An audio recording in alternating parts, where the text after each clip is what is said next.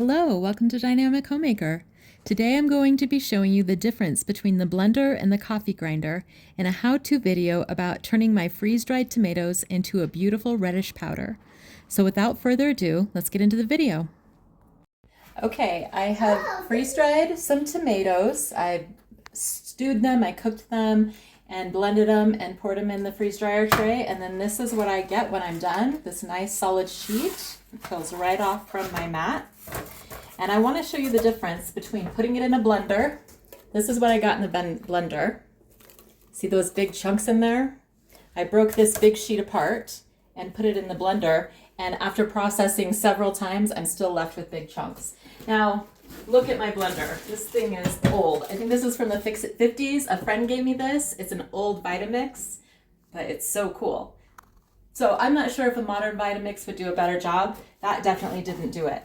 But putting it in this little coffee grinder that I inherited from someone, look at that beautiful powder that I get after like 2 seconds of processing.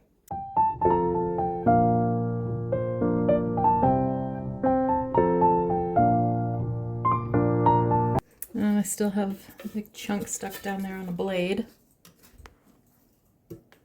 There is some powder down there on the very bottom.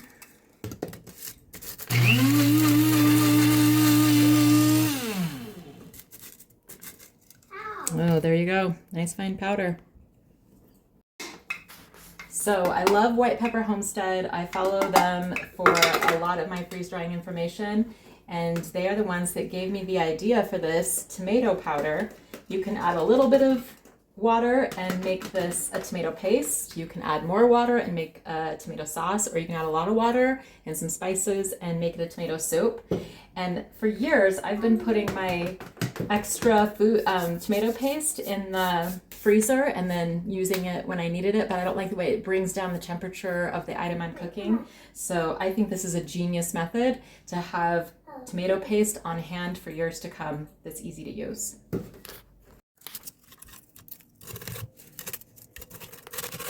have to break the chunks quite a bit smaller to make them fit in here.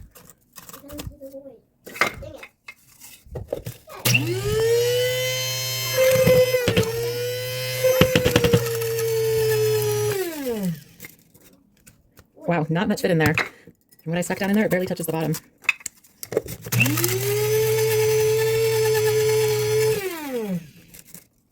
Okay, let's add some more.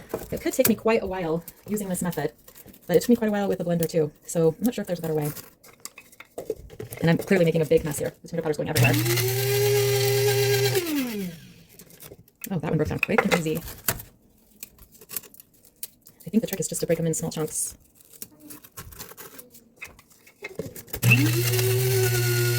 Ooh, that tomato dust is floating up to my face. It smells so good.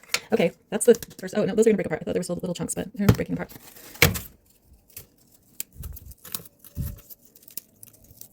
Freeze drying is so miraculous. I am just amazed at the capability that it gives us for food preparation and food storage.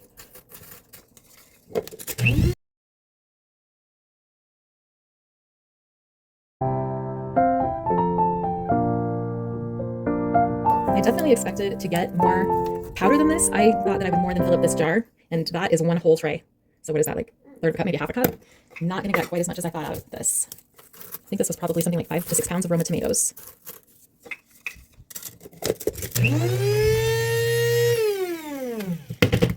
Oh, more blending on that one.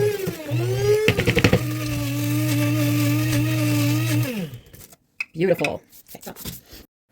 So this is something new I've heard about. I'm in my 40s and been canning for a long time, and we always just wipe the rim with water, but I've been seeing a lot lately about wiping with vinegar. I'm not sure what extra benefit it provides, but I'll go ahead and do it. So there's my tomato powder. I've cleaned my rim to get all the dust off so that I can get a good seal with my lid. So I got the vacuum sealer that White Pepper Farms, right? White Pepper Homestead, whatever, suggested, and I love it. I had a different vacuum sealer, and within 3 minutes of vacuum sealing the can, the lid was popping off. So this one is really good. I'm really happy with it. I turn it off. I heard a nice pop. And there we go, all secured and ready for future use.